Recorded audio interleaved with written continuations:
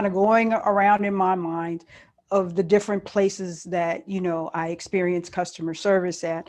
And I'm going to ask a question, and if you can give input, maybe not.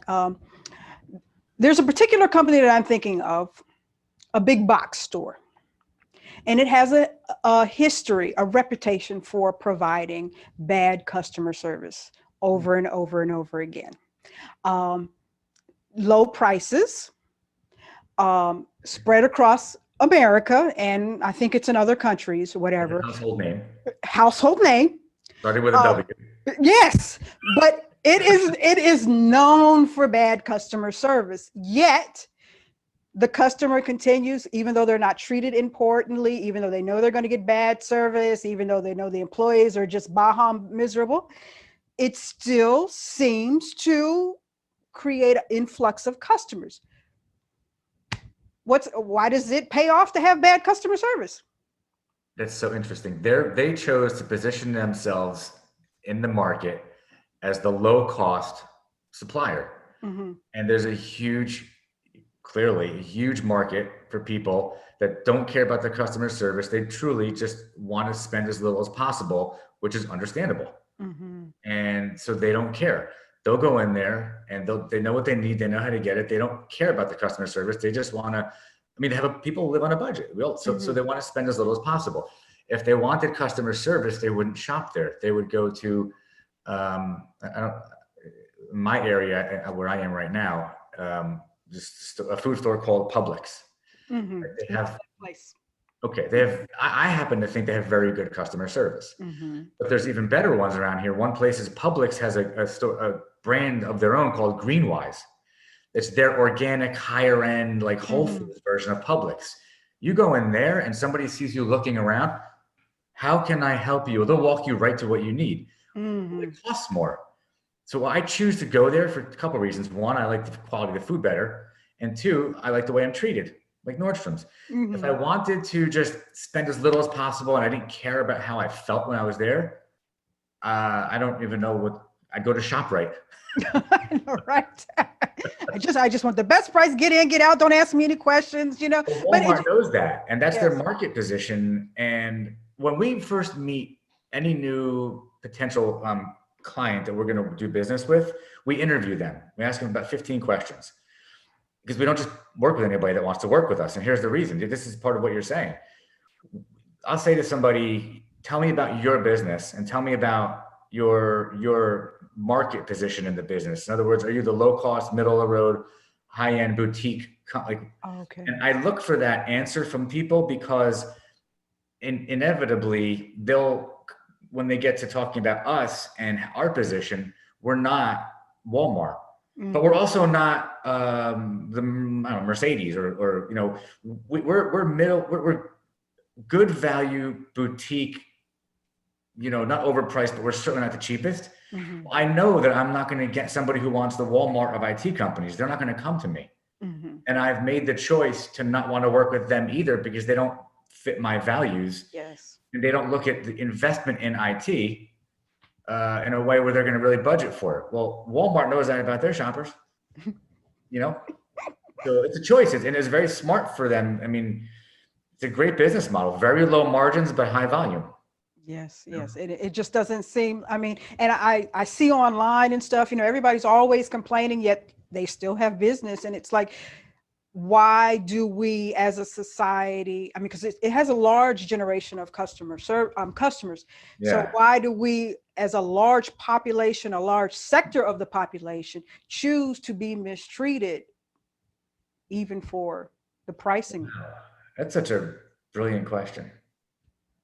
I mean, because everybody's, really everybody that you, yeah, it has to be the price point. My father-in-law will drive 20 minutes to save 5 cents on a gallon of gas. I'm like, but you just drove you drove to get the gas, and it's like, really, like your time is worth more than the 5 cents per gallon savings.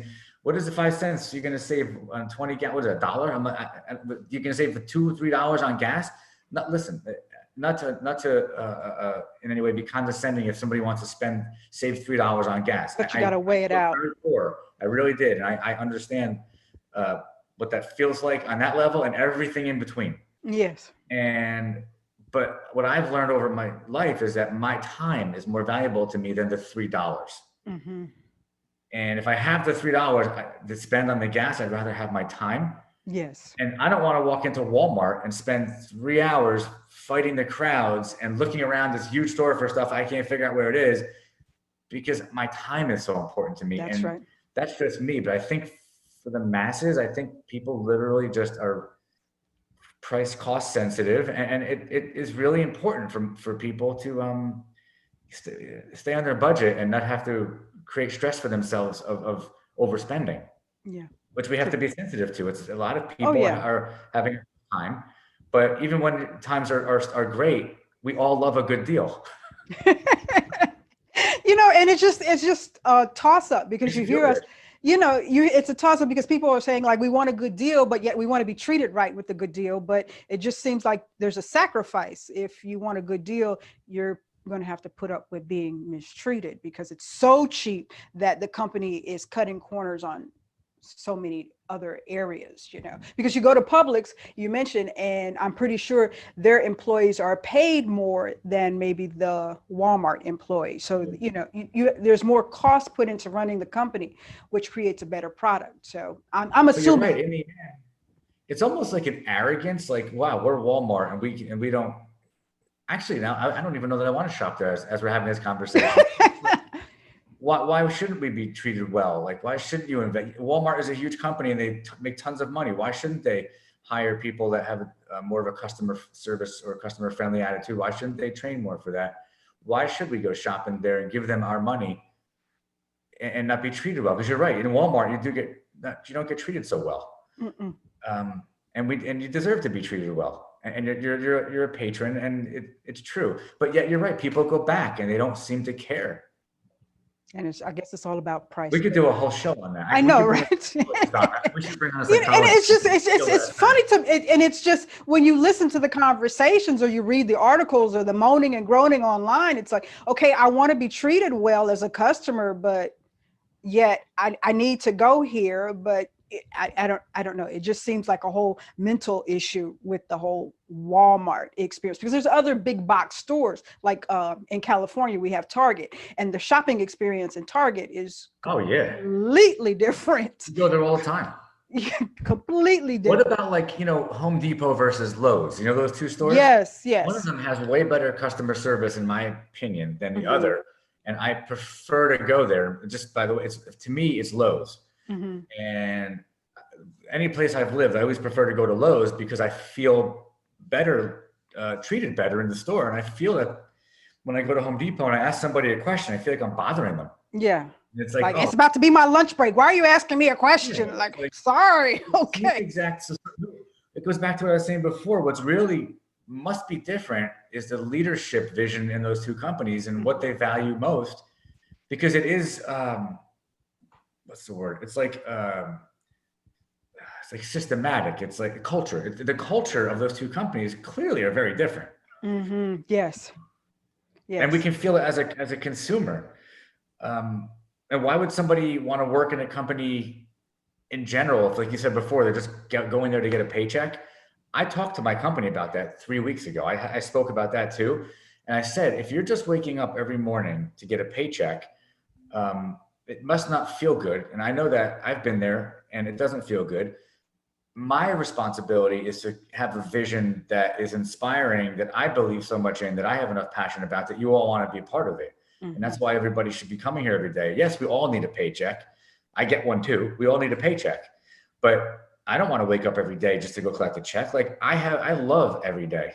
I have the best time every day doing what I do. And doing this type of thing is even more fun than doing my actual job. But the thing is, this is part of my job, because the messages that I'm able to get out, my team sees these talks I do, and it does help to inspire them, because they know that it's real, authentic, how I feel, and that's what they're part of. It's not just lip service. And I couldn't do as many podcasts as I do and talk to as many people as I do and have these themes be so commonly weaved throughout them all if it wasn't true.